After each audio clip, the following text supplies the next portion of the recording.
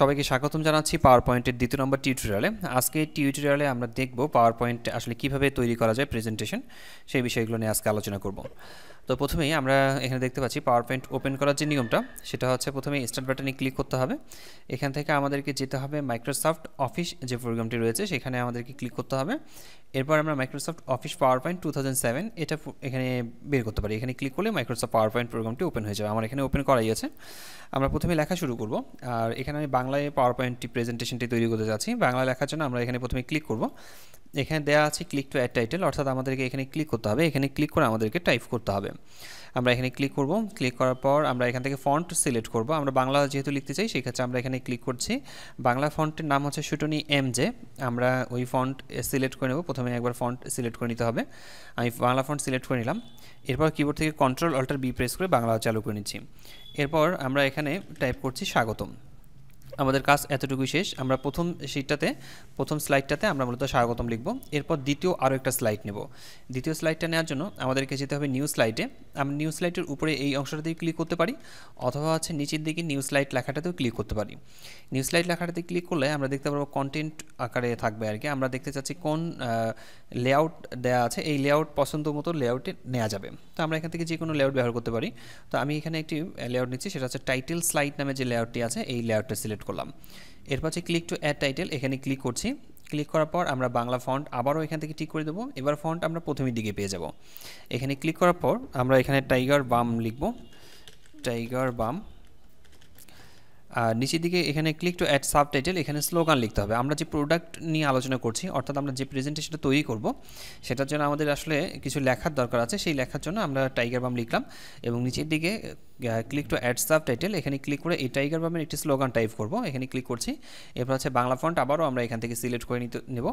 এরপর হচ্ছে আমি এখানে লিখলাম 1 পাম 3 কাম, এবং হচ্ছে আমি এই লেখাটাকে সিলেক্ট করে কন্ট্রোল আর প্রেস করে এটাকে রাইট সাইডে দিয়ে দিচ্ছি। আপনারা চাইলে আপনারা এখানে ক্লিক করে এই জায়গায় ক্লিক করে লেখাটাকে রাইট সাইডে দিতে পারেন।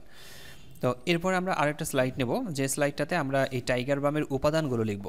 আর স্লাইডটা নেওয়ার জন্য আমরা নিউ স্লাইডে ক্লিক করছি। নিউ স্লাইডে ক্লিক করার পর আমরা এখান থেকে টাইটেল অ্যান্ড কন্টেন্ট এই স্লাইডটাতে ক্লিক করছি। টাইটেল অ্যান্ড কন্টেন্ট স্লাইডটা নিচ্ছি এবং উপরের দিকে ক্লিক টু অ্যাড টাইটেল, এখানে আবারও ক্লিক করে আমরা এখানে বাংলা ফন্ট সিলেক্ট করে দেব।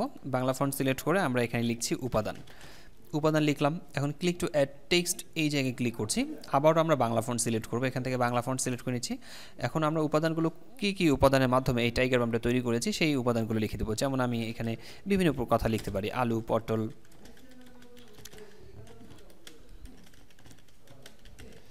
আমি এই কয়েকটা কথা লিখলাম। এই উপাদানগুলো ব্যবহার করে টাইগার বামটি তৈরি করা হয়েছে। তো এরপর আমরা যখন উপাদান লিখলাম, এরপরে আমাদেরকে আরও একটা আরেকটা স্লাইড নিতে হবে, যে স্লাইডে আমরা এই প্রোডাক্টের মূল্য তালিকা তৈরি করব। তো মূল্য তৈরি করার জন্য আমরা নিউ স্লাইডে ক্লিক করছি। নিউ স্লাইডে ক্লিক করার পর আমরা এবার টু কন্টেন্ট নামে যে লেআউটটা দেখতে পাচ্ছি এই স্লাইডটি নেব আমরা, টু কন্টেন্ট। আমরা এখানে ক্লিক করার পর ক্লিক টু অ্যাড টাইটেল এখানে ক্লিক করব। এরপর আমরা এখান থেকে বাংলা ফন্ট সিলেক্ট করে নিচ্ছি। এবার আমরা এখানে লিখছি মূল্য, আমরা এখানে লিখব মূল্য। এবার হচ্ছে ক্লিক টু অ্যাড টেক্সট, এখানে ক্লিক করে আমরা আবারও বাংলা ফন্ট সিলেক্ট করব। এরপর হচ্ছে আমি এখানে লিখছি, সেটা হচ্ছে আমি লিখব 10 গ্রাম। নিচের দিকে লিখছি 20 গ্রাম, তারপরে লিখছি 30 গ্রাম, তারপর লিখছি 40 গ্রাম। 40 গ্রাম আমরা এখানে লিখব, তারপর লিখছি 50 গ্রাম।